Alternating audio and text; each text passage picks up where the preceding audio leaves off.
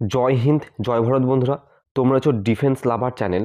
ইতিমধ্যে আলোচনা করব অগ্নিবীর আর্মির রেজাল্ট নিয়ে। একদম হ্যাঁ, আমি অফিসিয়ালিভাবে তোমাদের দেখিয়ে দিব অগ্নিবীর আর্মির রেজাল্ট তোমাদের 2025-এ তোমাদের কবে প্রকাশিত হবে সেই তারিখ। দেখো, যেসব ক্যান্ডিডেটরা মাঠ, মেডিকেল সব কিছু ফিট হয়ে আছো, যারা পরীক্ষার রেজাল্টের অপেক্ষায় বসে রয়েছো, তোমাদের জন্য এই ভিডিওটা খুবই গুরুত্বপূর্ণ। দেখে নাও, তোমাদের রেজাল্টের তারিখ তো আমি বলে দিচ্ছি। সমস্ত এআরও ব্যারাকপুর, বহরমপুর, কলকাতা যতগুলো এআরও রয়েছে প্রত্যেকটা এআরওর কিন্তু তোমাদের রেজাল্টের তারিখ কিন্তু সেটা কিন্তু কবে প্রকাশিত হবে সেটা বলে দেবো। আর তোমাদের লাইভ প্রুফ দেখিয়ে দিব যে আমি একটা ক্যান্ডিডেট কিন্তু আরটিআই করেছিল, আরটিআই কিন্তু 45 নম্বর পেয়েও কিন্তু সে পরীক্ষায় ফেল করে গেছিলো, মাঠের জন্য কোয়ালিফাই করতে পারেনি। তাহলে তোমাদের কাট অফটা এবার কতটা যেতে চলেছে সেটাও আমি কিন্তু আলোচনা করে দেবো। দেখো ভাই, খুবই গুরুত্বপূর্ণ ভিডিও হবে, প্রথম থেকে শেষ পর্যন্ত দেখতে থাকো। আর চ্যানেলে নতুন হয়ে আসলে সাবস্ক্রাইব করে দাও, কারণ ডিফেন্সের ভিডিও তোমাদের দাদা করতে থাকে। এই হলো সেই আরটিআই কপি, যে 45 নম্বর পেয়েও কিন্তু সে ফিজিক্যালের জন্য কিন্তু সে ডাক পায়নি।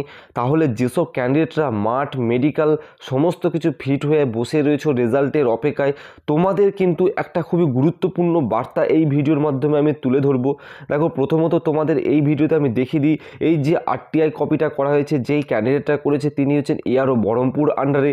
ঠিক আছে, তার এআরও বহরমপুর আন্ডারে। দেখো, তোমাদের যখন রেজাল্টটা পাবলিশ হবে না, তোমাদের কিন্তু এটা ভেবো না যে তোমাদের আলাদা আলাদা, তোমার আলাদা নাম্বার, ওর আলাদা নাম্বার, এরকম সিস্টেম না। সবার ওভারঅল একই নাম্বারেই যতগুলো ক্যান্ডিডেট সিলেক্ট হবে তার কিন্তু রেজাল্ট প্রকাশিত করা হবে। তোমরা কত নাম্বার, তোমরা যদি এই আমি যেই নাম্বারটা বলছি সেই নাম্বারের উপর তোমরা যদি সেভ পেয়ে থাকো তাহলে তোমরা সেভ জোনে থাকবে। দেখে পাচ্ছ যে আরটিআই অ্যাক্ট 2005 অনুসারে কিন্তু এটা করা হয়েছিল 2 নভেম্বর, কিন্তু এই তো কিছুদিন আগেকার কথা, 2024-এর। তো দেখে নাও, এখানে স্পষ্টভাবে কিছু জিনিস তোমাদের দেখানোর চেষ্টা করব। দেখে নাও, এই যে এখানে বলে দেওয়া হয়েছে যে ক্যান্ডিডেটটা যে আরটিআই করেছিল তার বাড়ি হচ্ছে নওদা, মুর্শিদাবাদ, ওয়েস্ট বেঙ্গল, পিন নম্বরও দেওয়া রয়েছে। এবার দেখে নাও, এখানে যে আরটিআই করে নর্মালাইজেশনে কত নম্বর পেয়েছে সেটা তোমাদের একটু জুম করে দেখাচ্ছি আমি, ভালো করে দেখবে। এখানে 44 পয়েন্ট, একটু হয়তো ফেটে যাচ্ছে ছবিটা, কারণ সে আমাকে তো স্ক্রিনশট পাঠিয়েছে, তার জন্য আমার এটা একটু ফেটে যাচ্ছে। 44.67 নাম্বার পেয়েও কিন্তু ফিজিক্যালের জন্য ডাক পায়নি।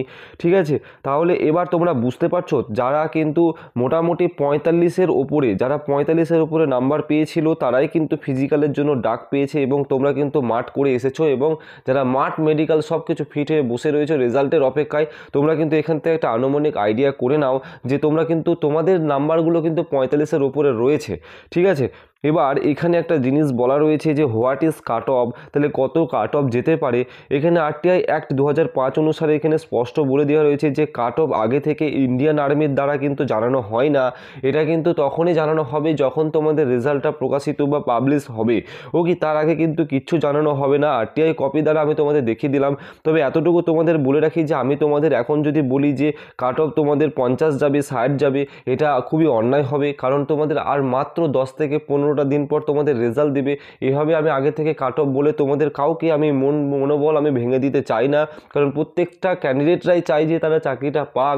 যখনই রেজাল্ট প্রকাশিত হবে তোমরা দেখে নিও যে কত তোমরা নাম্বার পেয়ে পাস করেছো। আগে থেকে কোনো রকম আমি কাট অফ তোমাদের আমি শেয়ার করছি না। ওকে, তো যাই হোক, এই পর্যন্ত ছিল। জয় হিন্দ, সবাই সুস্থ থেকো, ভালো থেকো।